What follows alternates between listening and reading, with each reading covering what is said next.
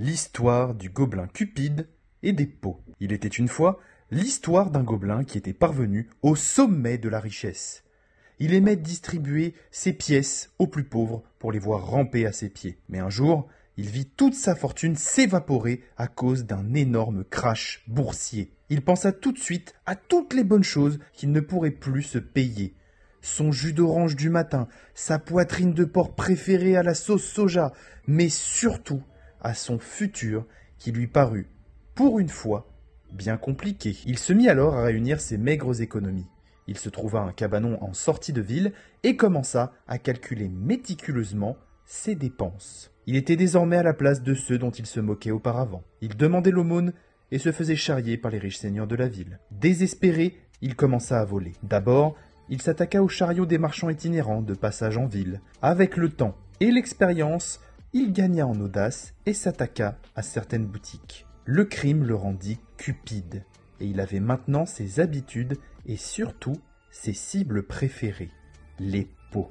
Pas trop encombrants et chers à la revente, ils étaient des cibles parfaites. Après ces méfaits, il fallait trouver des acheteurs pour ces produits volés. Les meilleures cibles à ses yeux, c'étaient, bien sûr, les nobles de la ville. Il se rendit au château de l'intendant de la ville pour lui proposer d'échanger ses pots contre quelques pièces d'or. Mais le noble, loin d'être stupide, remarqua qu'il s'agissait d'un pot contrefait et de surplus volé. Il donna une amende au gobelin dont il devait s'acquitter obligatoirement dans la semaine s'il ne voulait pas finir en prison. Et surtout, il ordonna au gobelin d'aller rendre au marchand sa propriété volée.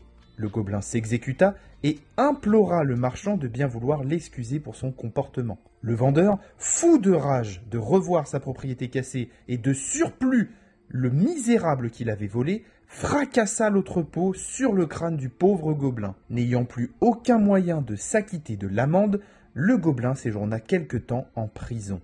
Ce petit séjour pénitentiaire avait grandement calmé les tendances kleptomanes du gobelin. Il décida de se ranger et trouva un travail respectable dans l'usine de production de masse des ténèbres. Il travaillait si bien qu'il avait déjà eu une promotion, le transférant de la chaîne d'assemblage à la chaîne de production principale, dans l'usine de production en plus des ténèbres. Mais les vieilles habitudes ayant la peau dure, le gobelin se rapprocha par la même occasion du coffre-fort de l'usine. Il ne tarda pas à le cambrioler et à y trouver, de nouveau, un précieux et authentique pot. Il se dépêcha d'aller le revendre au marché noir afin de financer un de ses plus grands projets. Il commença donc à monter son propre cirque avec, en bonus, un commerce de pots unique qu'il créa lui-même en fusionnant différents types de pots existants.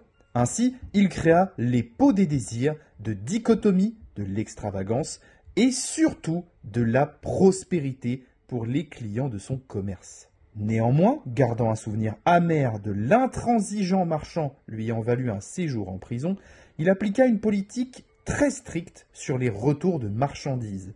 Chaque client revenant avec un pot abîmé était obligé d'en acheter un en remplacement. Grâce à ça, les affaires du gobelin étaient prospères.